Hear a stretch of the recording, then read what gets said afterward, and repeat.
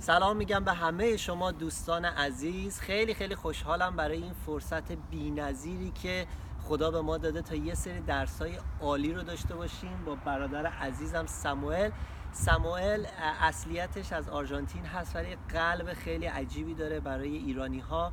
سموییل توی دانشگاه پرستش ورشیپ خونده، درس پرستش رو خونده و قراره یک درس فوق‌العاده به ما بده. خودش میخواد اول یه مقدار راجع به این درس صحبت بکنه.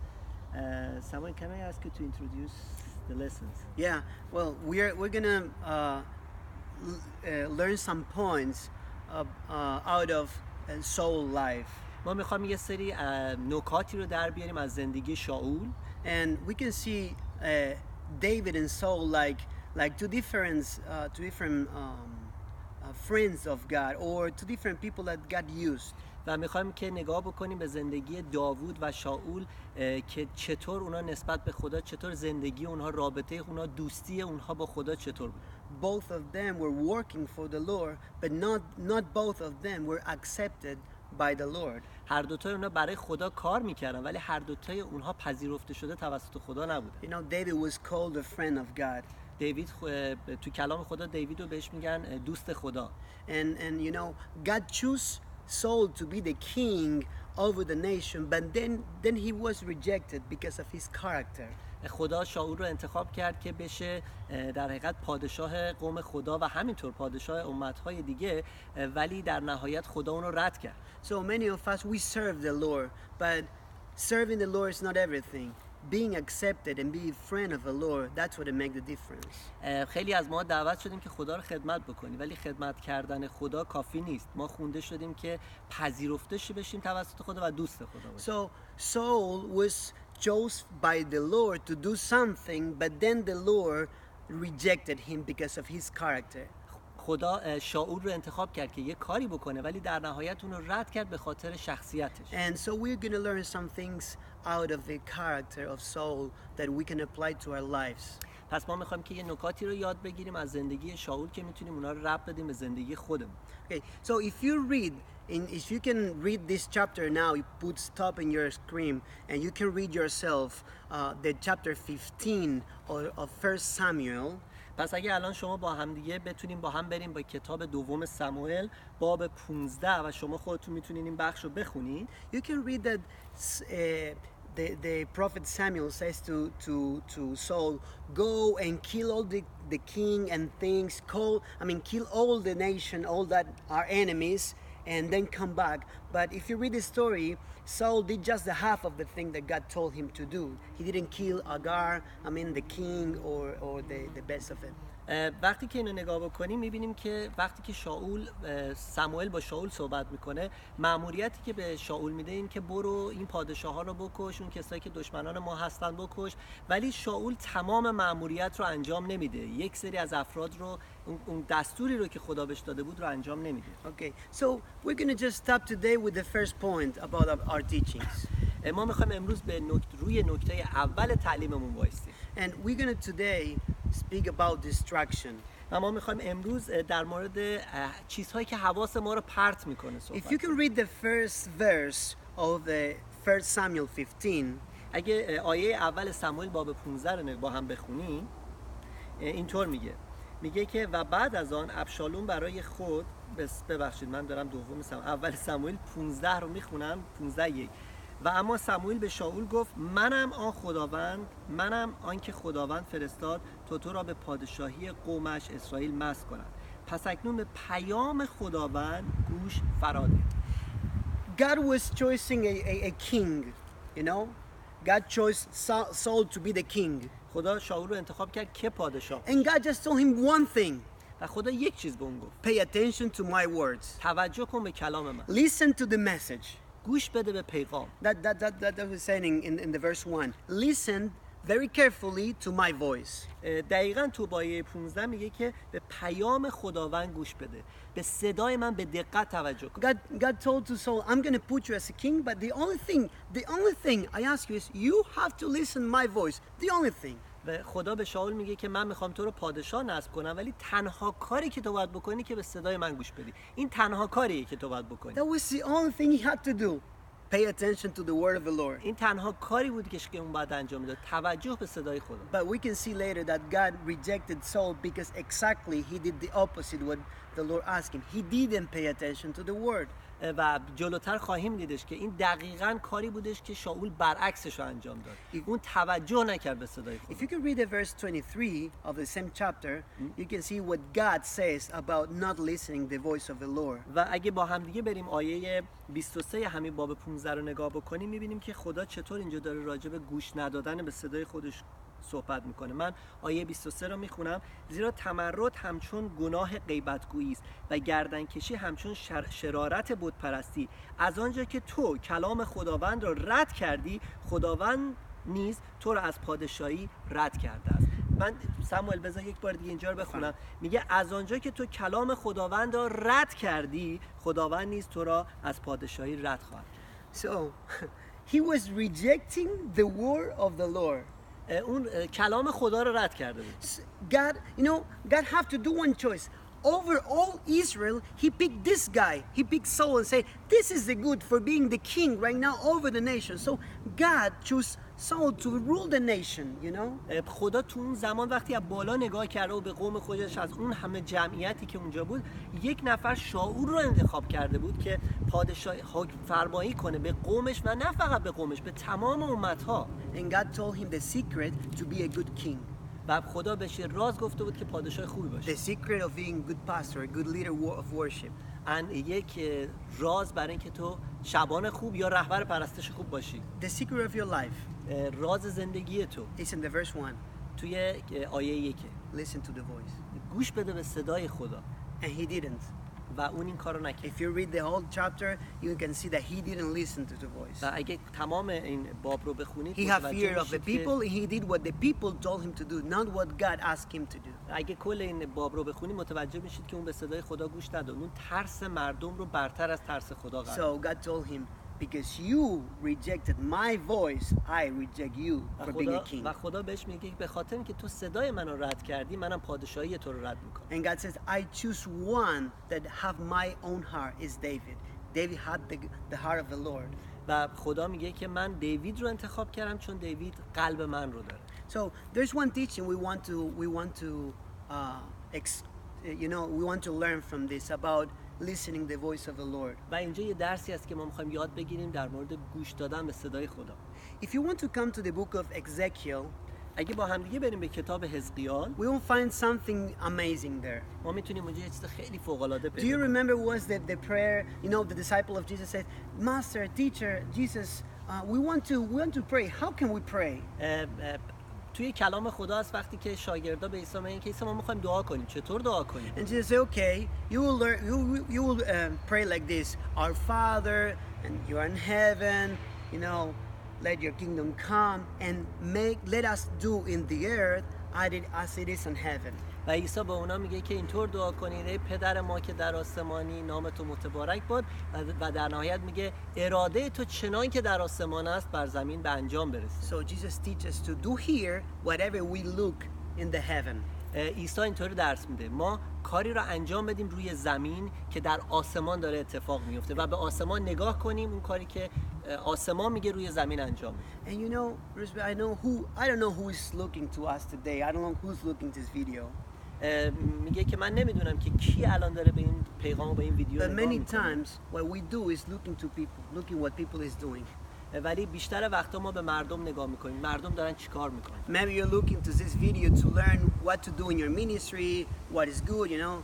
I don't know. ممکنه شما دارین این ویدیو رو نگاه میکنید که بدونید چطوری خدمت بهتری داشته باشید، چیکار باید بکنید. But what Jesus is teaching us is look to the heaven and reply whatever you see in the heaven in the earth. ولی تعلیمی که عیسی میده میگه به آسمان نگاه کن و انجام بده اون چیزی که روی آسمان روی زمین. So let's look to the heaven right now. You know, Ezekiel have a vision of the heaven.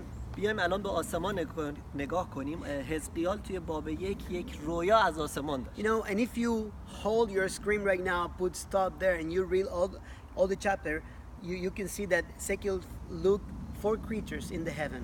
پیشنهاد میکنه که الان این ویدیو رو استاپ کن، کل باب 1 رو بخون و متوجه میشی که حزقیال 4 موجود زنده در آسمان داره میبینه. So Ezekiel had a vision of the throne of God And there are many aspects, but we're just going to stop today in the four creatures around the اینجا موضوعات زیادی هست ولی ما امروز میخوایم تمرکز کنیم روی این 4 تا موجود زنده که کلام خدا اینجا داره راجع به صحبت میکنه. So there are beings, there are creatures in the heaven surrounding the throne and worshiping to the Lord. اینا 4 موجودی بودن که پای تخت خدا هستن و در حال پرستیدن اون. And we can learn something deep today about worship. و امروز ما میتونیم چیز عمیق یاد بگیریم در مورد پرستش. If we look to the heaven and we learn what is the worship look like in heaven, we can reply here today. و ما اگه به آسمان نگاه کنیم و ببینیم پرستش در آسمان چه شکلیه، ما امروز میتونیم اون رو روی زمین انجام بدیم. So we can read a few verses. ما یه چند تا آیه خواهیم خوند. Chapter 1. حزقیال باب 1. It says that Which verse? chapter 1 in the verse 12. آیه 12. 12. آیه 12. Each one went straight هر ahead. یک از آنان مستقیم پیش می‌رفتند، هر جا که روح می‌رفت آنان نیز می‌رفتند و در حین رفتن روی نمی‌گردانیدند. The Spirit was leading to the four beings, in the heaven. روح خدا اونا رو هدایت می‌کرد توی آسمان. They were listening to the voice of the Spirit and they was doing exactly what the voice was telling them to do and they were not going back. اونا به صدای روح خدا گوش می‌کردن. هر چیزی که روح خدا میگفت انجام میدادن و نکته مهم اینه که عقب بر نمیگشتن. Listen, pay attention. توجه کن. We are looking right now into the best worship in the world in the eternity. ما داریم الان به کجا نگاه میکنیم؟ داریم به بهترین پرستشی که تا ابدیت هست یعنی آسمان نگاه میکنیم. And we want to learn from them. و میخوام ازش یاد And بگیریم. the first thing we learn from them is that they listen the voice of the Lord. اولین چیزی که یاد میگیریم اینه که اونا گوش میدن به صدای خدا. The Spirit moved them. روح خدا اونا رو حرکت And it says میده. that they don't go back. و اونا میگه که به عقب بر نمیگردن. They don't do any mistake. اونا هیچ اشتباهی نمیکنن. They don't regret. هیچ خطایی They ندارن. don't repent. توبه نمیکنن. They just listen to the voice. فقط گوش میدن به صدا And they move. و حرکت میکنن. Okay, let's go to the number 14. بریم به آیه 14 و چون آن موجودات 14 و چون و آن موجودات همچون برق به این سو آن سو می‌دویدند و برمیگشتند. Yeah, okay. We have a lot of verses here, but we're going to jump to number 22. بریم به آیه 22. به آیه زیادی است که میتونیم نگاه کنیم ولی میخواد که وقت رو سیف بکنه، نگه داره. بریم به آیه 22. میگه که بر فراز سر آن موجودات زنده چیزی شبیه فلک گسترده بود که چنان بلور درخشنده به نظر میرسید. 24 or 22. Yeah. No, you are right. 24 to 25. بله ببخشید 24 و 25 رو میخوام بخونم. چون به حرکت در می آمدن صدای بالهایشان را می شنیدیم که چونان خروش آبهای بسیار بود و همچون صدای قادر مطلق و قوقای لشکریان و چون باز می ایستادن بالهایشان را فرو می آوردن و چون در حین ایستادن بالهایشان را فرو می آوردن از فراز فلکی که بالای سرشان بود صدایی شنیده می شد. So we look something right now. یه چیزی اینجا میتونیم بگیم. Ezekiel was looking to the heaven and trying to tell us how was, he was trying to explain the noise that he was listening in the heaven. حزقیال اینجا داره تلاش میکنه اون چیزی رو که توی آسمون داره میبینه و میشنوه به ما منتقل کنه. داره آسمون رو نگاه میکنه، میخواد اون تصویر رو به ما منتقل So it کنه. was very noise, they said that the wings were doing a lot of noise. چیزی که داره میبینه اونجا یک صدای زیاد بالها دارن زده میشن و پر سر صداست. So he said, but it was one point in the end of the verse 24. It said that in one point they stood still and they lowered the wings down. یه نکته‌ای که اینجا وجود داره تو آخر آیه 24 چی میگه؟ میگه تو تمام این هیجانا و سرصداها اونا یه لحظه وایل میستن و بالهای خودشون رو میبندن. And when they stopped doing the noise, و وقتی که اونها they could hear the voice again. می ایستن از صدا کردن، از سر صدا کردن، آیه 25 میگه اونا میتونن صدا رو بشنون. So this is what we're reading right now. این چیزی که ما الان داریم میخونیم. We are looking how the worship is in the heaven. ما داریم میبینیم که پرستش در آسمان چه شکلیه. How can we do here today? ما چطور میتونیم اون رو اینجا انجام بدیم؟ I want to learn how to worship. What should I do? روز به من میخوام یاد بگیرم که چطور باید پرستش کنم؟ چیکار باید بکنم؟ I need to listen. من باید گوش The, بدم. the Bible is saying that even in the heaven, the four beings, the four creatures, they have free will. They can do whatever they want, but they decide to listen to the voice. توی آسمان این 4 تا موجود اراده آزاد دارن، هر کاری میخواستن میکنن، ولی اونا تصمیم میگیرن که به صدای خدا گوش بدن. And they do it. They listen to the voice and they move. و این کارو میکنن، صدای خدا رو میشنون و بعد حرکت میکنن. And when they move, they do a lot of noise. و وقتی حرکت میکنن کلی صدا میاد اونجا. But then in one moment they stop.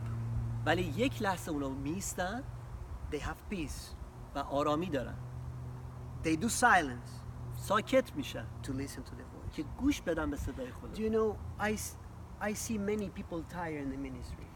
میگه میدونی من خیلی کسا رو میبینم که تو خدمت خسته میشن. Many people working around the throne of God. کار میکنن دور تخت خدا، در حال حرکت. You know, in the ministry, doing many things. در حال خدمت خیلی They کارا go, میکنن. they back, you know, they go to rehearsals, you know, they just do a lot of noise. سر صدا میکنن. But they don't know how to stop. ولی نمیدونن که چطور وایستن. To listen the voice again. که به صدای خدا دوباره گوش بدن. And I think that we can learn from Saul that it's very important to listen to the voice of the Lord. و چیزی که از شاول میشه یاد گرفت اینه که به صدای خدا گوش بدید. I like David. من داوود رو خیلی دوست دارم. David was, you know, he has a passion to listen the voice of the Lord. Am I going to the war or not? Should I say this or not? Should I go there or not? David was always listening to the Lord. داوود اشتیاق زیاد برای شنیدن صدای خدا داشت. جنگ برم یا نرم، این کارو بکنم یا نکنم، این عمل رو انجام بدم یا ندم. همیشه منتظر شنیدن صدای خدا بود. But Saul, he was very worried to see the people happy, instead looking to the Lord. ولی شاول تمام نگرانیش این بود که مردم رو خوشحال کنه به جای اینکه صدای خدا رو گوش بده. So probably you're working in the ministry and you are doing a lot of noise with everything you're doing. احتمالاً شما در خدمت هستید و شما دارید خیلی صدا میکنید با تمام کارهایی که انجام میدید. مثلا ما که تو خدمت پرستش هستیم صدا زیاد میکنیم. And we believe that the Lord is telling you today. و میدونم، من باور دارم که خدا امروز داره با تو صحبت میکنه. Put your wings down. بالهات رو ببند. Stop whatever you're doing. از هر کاری که میکنی دست بکش. And listen to the voice. گوش بده به صدا. There's just one thing that the Lord is calling you to do. و تنها چیزی که خدا تو رو خونده که انجام بدی همینه. He want worshipers. He want intimacy. He want friends.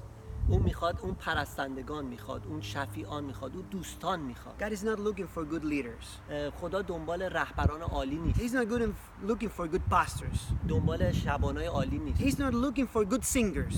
دنبال خواننده‌های خوب نیست. He's looking for friends, for lovers, you know. دنبال دوست میگرده، دنبال عشق میگرده. He's looking for people that come and say, Father, I don't want to say anything today. I just came to hear. کسایی که بگن پدر ما امروز اومدیم اینجا و نمیخوایم که چیزی بگیم، میخوایم بشنویم. If you are leading worship, اگه تو پرستش رهبری میکنی، you have your list.